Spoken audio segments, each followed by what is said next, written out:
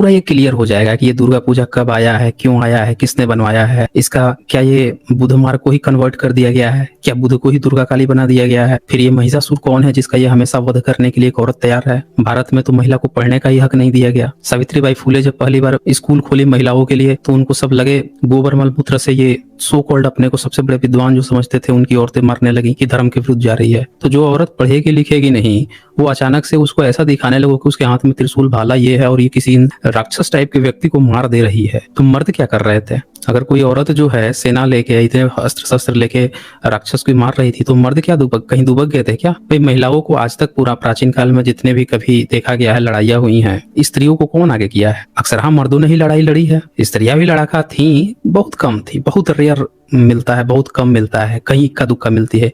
आज की सेना उठा के देख लीजिए ना, पूरी दुनिया की सेना उठा के देख लीजिए तो भी वहां पे सेनाओं में चूंकि यूरोपियन देश अमेरिकन देश तो काफी महिलाओं को हक देने में आगे निकले हैं तो अब उन्होंने फौजों में भर्ती करना शुरू कर दी है। भारत में रेशियो निकाल लीजिए आप, आर्मी में कितने प्रतिशत पुरुष हैं और कितने प्रतिशत महिलाएं हैं। जैसे ही आप रेशियो निकालेंगे आर्मी में आपको पता चल जाएगा कि महिलाओं को सेना में भर्ती, पुलिस में भर्ती कितनी कम है। लगभग सभी देशों में यही हाल है। वो डेवलप भी कंट्री है वहां पे भी महिलाओं को रखा जाता है लेकिन प्रतिशत जो है 50-50 का कतई नहीं है। तो ऐसे में जब ये आपको एक कहानी पड़ोसी जा रही है कि एक महिला है उसके हाथ इतने सारे अस्त्र शस्त्र है और एक दैत्य को मार दे रही है, एक राक्षस को मार दे रही है, तो आपको आश्चर्य नहीं होता कि ऐसे घालमेल वाली कहानी क्यों हमको सुनाया जा रहा है? असुर क्या होता है, इतने सारे हाथ क्या होते हैं और इतने सारे हाथ में ये तीर धनुष भाला और ये क्या नाम है उसका हाथ में चक्र वक्र लेके ये ऐसे कैसे कोई मार सकता है? कब से कहानी आई है? ये आर्कियोलॉजिकल एविडेंस कहाँ है भाई? अगर आपने कहानी ये पिछले 50-100 साल में बुनी है तो ऑफकोर्स इसका, अगर भारत की ये परंपरा है, भारत की ये देवी देवता है, अगर ये इंडियन मूल के हैं या पता नहीं यूरेशियन है या विदेशी है, कहाँ की मूल की है, इसकी पता तो तभी चलेगा ना जब इसका आर्कियोलॉजिकल एविडेंस पता चलेगा। ये पता चलेगा कि कब से ये मनाया जा रहा है। जो आज ये चित्र आर्टिफिशियल आपको बना के दिखाया जा रहा है, क्या इसी तरह की जब भारत में इतनी मूर्ति कला है, बुद्ध की तो मूर्तियां मिल रही हैं, तो 2000 साल पुरानी, उससे भी ज्यादा पुरानी मूर्तियां मिल रही हैं, 2200-2300 साल पुरानी बुद्ध की मूर्तियां मिल जा रही हैं। तो भाई ये जो आपको दिखाया जा रहा है, अगर ये भी भारत की परंपरा है, ये जो दुर्गा काली जो भी है, तो इसका भी तो मिलना चाहिए ना, सबूत मिलना चाहिए। इसलिए मिलना चाहिए क्योंकि भारत की परंपरा है। भारत में आज जब मूर्तियों को पूज रहे हो तो इसका मतलब पहले भी मूर्ति बनाते थे कि बुद्ध की, या उस समय बुद्ध की ही मूर्तियां बनाना जानते थे, देवी देवता बाद में पैदा कर लिए। जब पैदा किए तब से भी मूर्ति नहीं बनाए, पेंटिंग डेंटिंग चित्रकला आ गई, तब जाके ये आर्टिफिशियल फोटोशॉप बनाया जा रहा है। राजवर्मा जब 20वीं सदी में चित्रकार था, उनका क्रेडिट दिया था कि उन्होंने देवी देवता और ऋषि मुनि और अप्सरा और पता नहीं कौन कौन को चित्र बना के लोगों के घरों में टंगवाए। तो मूर्तियां जो बनती थी, क्या है फिर इतिहास, इसको अच्छे से समझना पड़ेगा दोस्तों। ये मूर्तियां देखें, अभी आप जो दशहरा ये मनाया जा रहा है, इसमें जैसे ही आप जाएंगे तो आपको इस तरह की मूर्तियां बनाई हुई दिखाई जाएंगी। और ये मूर्तियां चूंकि इनका सबूत तो मिलेगा नहीं, तो एक कहानी क्या गढ़ी गई है। अक्सर ये लोग करते क्या है कि जिनका भी इनको ये दिखाना होता है ना कि भाई इसका आर्कियोलॉजिकल एविडेंस कहाँ है, सबूत कहाँ है, तो ये क्या करते हैं कि जो बाद में इन्होंने बनाया है जबरदस्ती का, तो ये कहानी गढ़ेंगे। नहीं जी, हमारे यहाँ ना इसको हम 9-10 दिन बनाते थे, फिर ले जाकर इसको नदी में दहन कर देते थे, भस्म कर देते थे, खत्म कर देते थे, इसीलिए सबूत नहीं मिलता। ये एक फर्जी कहानी बताएंगे और ये करते भी हैं। चूंकि गणेश पूजा भी आपने देखा कि जब गंगाधर तिलक ने गणेश पूजा को लार्ज स्केल पे शुरू किया तो भैया 9 दिन बाद से तो उसको भी खत्म कर दो, 9-10 दिन बाद खत्म ही करना था उसको। इसका भी इन्होंने यही किया। सरस्वती पूजा भी कराते हैं, उसका भी 3 दिन बाद ले जाकर दहन कर देते हैं। क्यों करते हैं ऐसा ये लोग? इसका कारण सिर्फ यही है कि इससे पहले इसका कोई सबूत नहीं है। अब पब्लिक को बेवकूफ बनाना है कि भाई सबूत क्यों नहीं है पुराना, तो ये कहना कि भाई वो 9-10 दिन बाद हम लोग वो डाल देते हैं ना पानी में, इसीलिए नहीं मिलता। तो ये एक झूठी परंपरा इन लोगों ने शुरू की है पब्लिक को बेवकूफ बनाने की, क्योंकि ये प्राचीन काल की परंपरा है ही नहीं दोस्तों। ये बहुत रेयर पिक मैंने उठाया, जब कल ब्लैक एंड व्हाइट चलता था तब का है। तब भी आप देखे कि इन्होंने एक चित्र बनाया है। ये पंडे यहाँ पे खड़े हैं, इधर नंगे पंडे खड़े हैं और ये जो है यहाँ पे पंडा खड़ा है और इसके मल्टीपल हैंड है, जीव निकाले हुई है ये मूर्ति, और नीचे यहाँ पे महिषासुर खड़ा है, इसको मारा जा रहा है। यहाँ पे जो सवारी है, सवारी को जरा ध्यान से देखिएगा, घोड़ा टाइप का है, मतलब शेर टाइप का है, बाल वाले इसका इस तरह से डिजाइन किया गया है, पैर वैर जैसे लग रहा है घोड़े टाइप का है। तो अब बताइए, औरत भी है, आज शेर भी लेकर चल रही है। बड़ा अजीबोगरीब कहानी है, मतलब स्पाइडरमैन एवेंजर भी फेल कर जाए ऐसी कहानियां सुन के। खैर हम आगे बढ़ते हैं। यहाँ भी ये चीज देखिए, यहाँ भी जो है शेर जो है ये काटने को इस व्यक्ति को तैयार है। ये सारे आपको पंडाल में दिखेंगे, जितना आप चाहेंगे ना पंडाल में सब में ऐसे ही चित्र बना बना के दिखाया जाएगा। और फिर इसको 9 दिन 10 दिन बाद से ले जाकर इसी के ऊपर, अभी तो ये दुर्गा जी हैं, देवी हैं, और इनके ऊपर जो है चढ़ चढ़ के जितने इनके भक्त जन हैं लात से दबा दबा के पानी में दबाते हैं। आप अगर जब दहन होता है तब चले जाइए तो भाई साहब आपको तरस आ जाएगा इन मूर्तियों को देख के, मतलब नास्तिकों को तरस आ जाएगा कि अबे बेवकूफो, इतने मेहनत से पूजा पाठ करते हो, इसके ऊपर मुंह पर लात मार मार के नीचे धसाते हैं सब। अबे डूब जा डूब जा, उसको डुबाते हैं। अब पब्लिक को यहाँ 9 दिन तक मेला लगा के अब लूटा जाता है, पब्लिक को ये दिखा के कि भाई हम तो इन दुर्गा की, देवी देवता की पूजा करते हैं, हमारे यहाँ तो देवियां भी पूजी जाती है। वो सारी सच्चाई भी लास्ट में दिखा दूंगा मैं कि देवी की कितनी पूजा करते हैं, सारा A to Z में दिखा। तो दरअसल ये सारी मूर्तियां तो कुम्हार वर्ग बनाता है, ब्राह्मण को तो कुछ आता जाता है नहीं कि वो बनाएगा, सिवाय उसको दान लेने के, पैसे लेने के। और उसको क्या आता है बताइए मुझे, उसको क्या आता है? मुंह से जितना गपुड़ सकता है, गपुड़ने के अलावा उसको और क्या आता है? मुंह से गपोड़ेगा, षड्यंत्र करेगा, चित्र मूर्ति तो बनाएगा नहीं। अपने सारे तमाम किताबों में गाली दिया है, शिल्प कला को भर भर के गाली दिया है, तो कहाँ से बनाएगा? अब जब ये पूरा सेट हो गया मामला ना इधर कि भाई ये कमाई का धंधा है, ये है, तब से इसने उनसे लिया, एक नियम बना दिया कि तुम लोग नीच हो, तुम जो ये मूर्तियां बनाते हो तुम लोग नीच हो। हम जो है ना इन मूर्तियों में लेकर अब प्राण प्रतिष्ठा डालेंगे, नहीं तो अंतर क्या रह जाएगा? तुमसे कोई भी खरीद के ले जाके लगा लेगा, वो अपने धंधा चला लेगा। तो इन्होंने एक नया सिगुफा छेड़ दिया, इन मूर्तियों को लेंगे, इसमें प्राण प्रतिष्ठा डालेंगे। जो धूर्त व्यक्ति, उसके यहाँ बच्चा मर गया, उसका बाप मर गया, उसकी माँ मर गई बुढ़ापे के बाद, या उसके बच्चे जो मर गए, उनके अंदर प्राण प्रतिष्ठा नहीं डाल सकता है।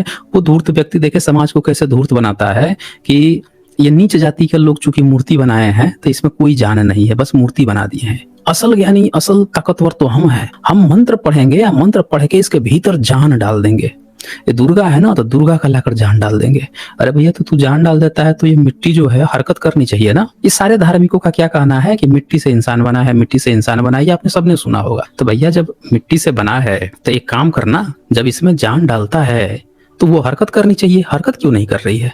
अब फिर प्राण प्रतिष्ठा, जिस दिन इसको डुबाना होगा उस दिन प्राण निकाल लेता है, ले जाके वो मिट्टी बन गई, जाकर डलाता है। ये इस तरह से बेवकूफ बनाते हैं ये दोस्तों। मंदिरों पे, टेम्पल पे कब्जा करने का इनका क्या कारण है कि ये कहते हैं कि कुम्हार तू जो बनाता है उसमें सिर्फ मिट्टी है, मैं मंत्र के इसमें जान डालता हूँ। बताइए इतना ताकतवर है कि पता नहीं कहाँ पे है कि नहीं है, कहाँ है, लाके जान डाल देता है। और ये मूर्ति हरकत नहीं करती, सांस नहीं ले सकती। मैं कह रहा हूँ कि ताला ना मारे ना किसी मंदिर में, तो वहाँ पे जो कुत्ते होते हैं, जो जानवर होते हैं, वहाँ पे जाके अपने मलमूत्र त्याग के चले आ जाते हैं। ऐसा देखा गया है। वहाँ पे जो दान पेटियां होती हैं उसकी सुरक्षा ही नहीं कर सकता, पता नहीं कौन सा जान डाल के रखे हैं उसके अंदर। मतलब अपनी जो उनकी दान पेटी है, उनके अपने जो गहने होने पहने जाते हैं, इसकी रक्षा नहीं कर सकते। और ये क्या दावा कर रहा है कि हमने जो है इनके अंदर प्राण प्रतिष्ठा कर देता है हम लोग, इसीलिए हम विशिष्ट हैं, इसीलिए हम पुजारी हैं। ये पूरा सिगुफा छड़ा जाता है। तो चले आगे बढ़ते हैं। ये तो मैं सिंपली आप लोगों को इंट्रोडक्शन दिखा रहा था। अब मैं आर्कियोलॉजिकल एविडेंस पे आता हूँ। ये जो इन लोगों ने कहानी बुनी है ना कि हम लोग 9-10 दिन बाद जो है जाकर वो कर देते हैं, प्राण प्रतिष्ठा हटाकर हम जो वो इनको पानी में डुबा देते हैं, इसीलिए सबूत नहीं मिलता। दरअसल ये झूठी बात है।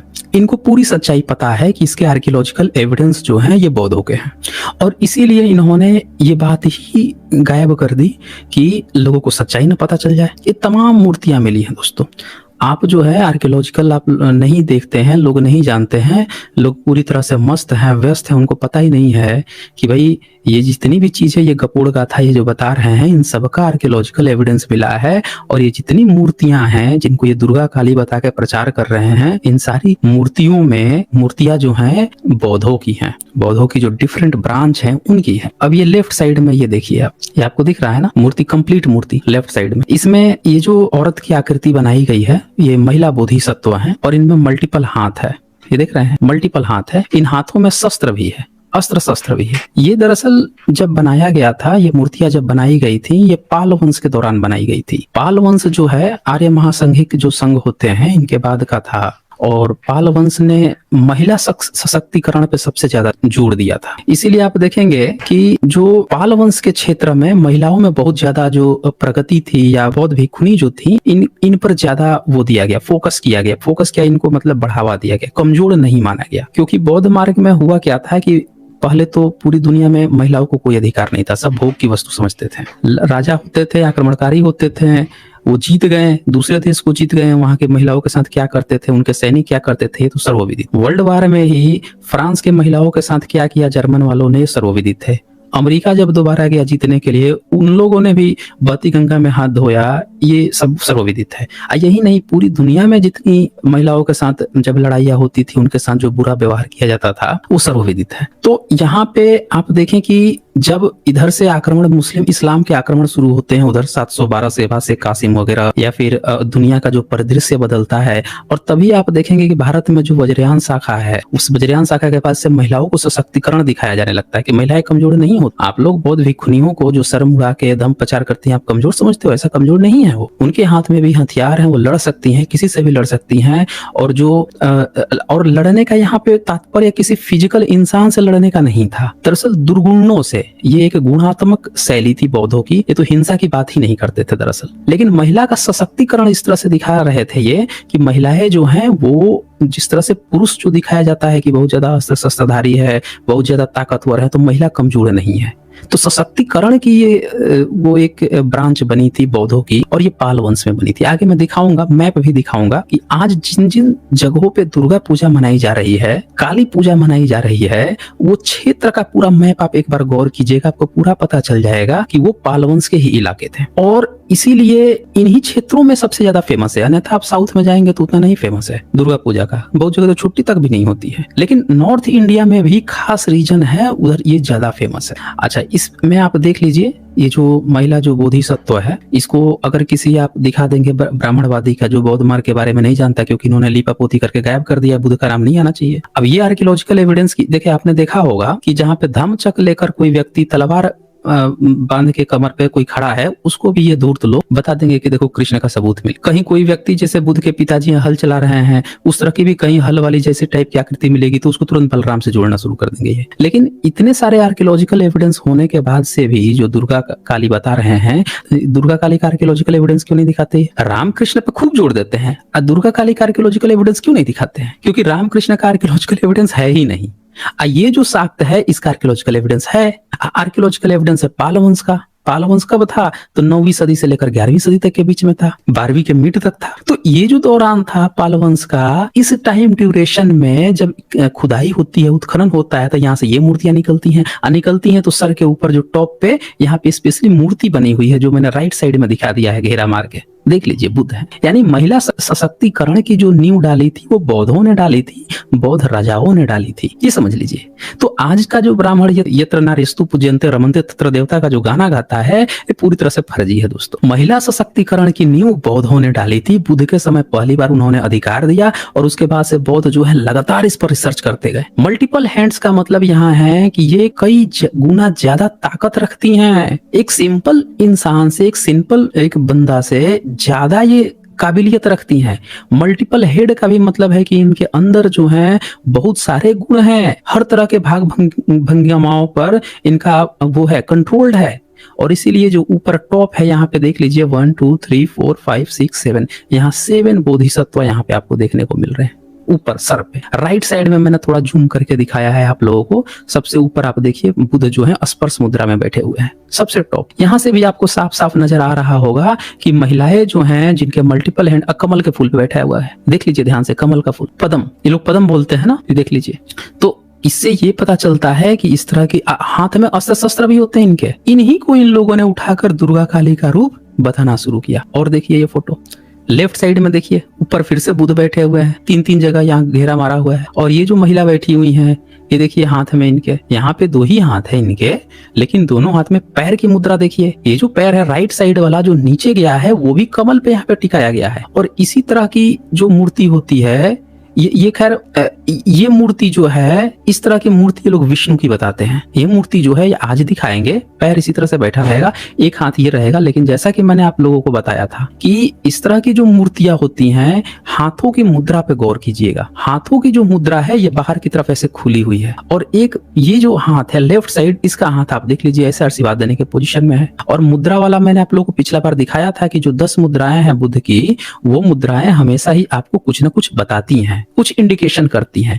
तो ये पूरे बोधिसत्व है, ये बोधिसत्व है, और बोधिसत्व के ऊपर जो है यहाँ पे बुध बैठे हुए हैं, यानी ये बुद्धिस्ट की है। अब जहां पे ऊपर ये बुध की मूर्ति नहीं होगी, सेम यही चित्र होगा, इसको ये तुरंत ही वो विष्णु विष्णु कहना शुरू कर देते हैं दोस्तों। इन एरिया में ही होगा, और इसलिए होगा इस जगह पे कि यहाँ के लोग भी अपना इतिहास न जान जाए कि ये दुर्गा काली नहीं है, ये काल्पनिक नाम है दोस्तों। यहाँ पे बोधिसत्वों की, महिला बोधिसत्वों की मूर्तियां बनती थी पाल वंश। इसी चीज को छुपाने के लिए ये पूरा ब्राह्मण देखिए इस जगह का कितना एक्टिव है, तुरंत आपको बनवा रहा है, आप पूजा पाठ करवा रहा है दोस्तों। इसको इन लोगों ने क्या दिखा दिया है, और राइट और लेफ्ट साइड में आप बोधिसत्व यहाँ पे देख सकते हैं, बुद्ध की तरह आकृति यहाँ पे बोधिसत्व की यहाँ पे देख सकते हैं, ऊपर ही टॉप पे, बीच में ये वज्रयान शाखा की बनाई गई है। तो यहाँ पे आप साफ साफ ये देख सकते हैं कि इस चीज को आज भी लोग अपने घरों के आगे डाल लेते हैं। उनको पता नहीं है कि भैया ये इसका इतिहास जो है बौद्धों से जुड़ा हुआ है। ये ब्राह्मण हमको गलत बता दिया कि दुर्गा काली है, वो वज्रयान का प्रतीक होता है, वो समझ रहे दोस्तों। भारत में मैंने अपनी आंखों से देखा है, जहां जहां पाल वंश का शासन था,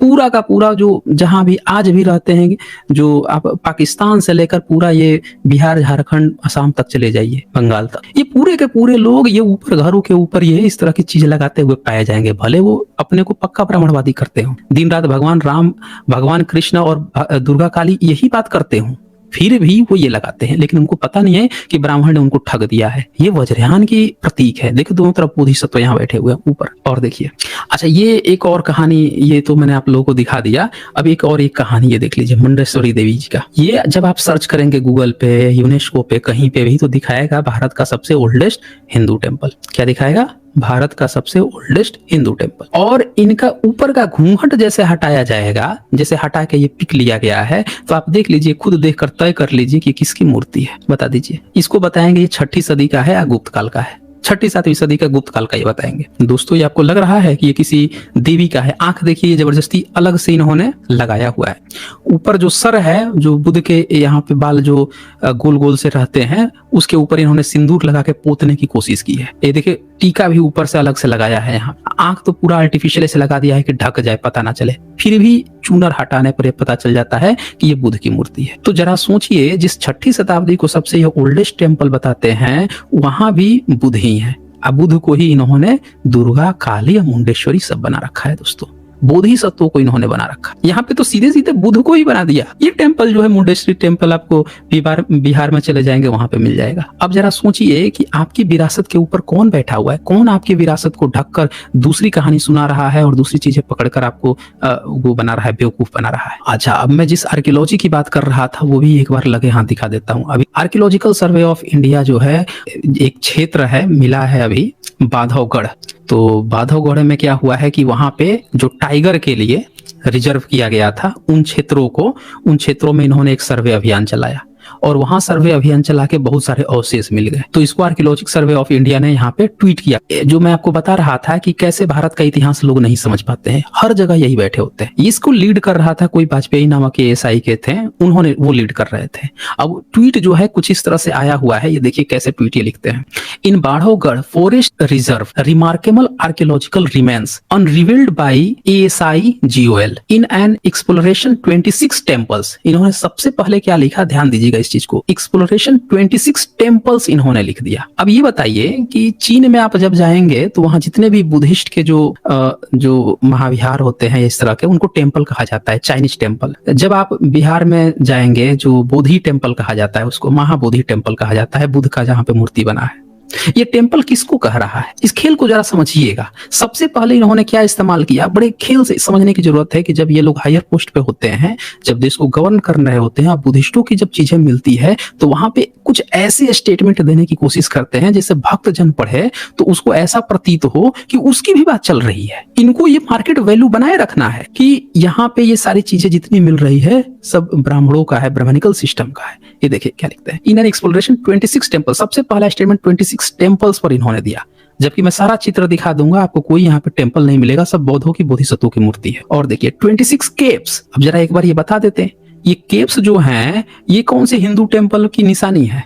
जहाँ केव्स मिल रहा है वहां पे टेम्पल क्यों मिल रहे हैं? किसके टेम्पल हैं वो? इनको बताना पड़ेगा। नहीं बताते मैं बता देता हूँ, बताऊंगा अभी किसके हैं ये। और ये देखिए 2 मोनेस्ट्रीज, बताइए मोनेस्ट्री भी 2 मिल गई, किसकी होती है मोनेस्ट्रीज? और सुनिए 2 वोटिव स्तूपास। अब आ रही है कहानी, जिस चीज को सबसे लास्ट में दबा दबा के लेके गए थे वो यहां से इनका खुलासा हो गया कि 2 वोटिव मनौती जो स्तूप होते हैं उस तरह की चीजें वहां पे मिल रही है। शिवलिंग बता देते ना, ये चित्र दिखाएंगे अभी शिवलिंग टाइप का, लेकिन चूंकि है क्या कि उसको बोल नहीं सकते हैं कि शिवलिंग है, चित्र देख के दिखाने का उसके ऊपर एक गोल सा डंडा भी लगा देंगे जिससे लगे ना कि शिवलिंग टाइप का दिखे, लेकिन तब भी इनको क्या लिखना पड़ेगा? 2 वोटिव स्तूपास, क्योंकि ये पूरा का पूरा ही बौद्धों का है दोस्तों। केव्स मिल रहे हैं, स्तूप मिल रहे हैं, महायान की मूर्तियां को ये टेम्पल बोल देते हैं तुरंत।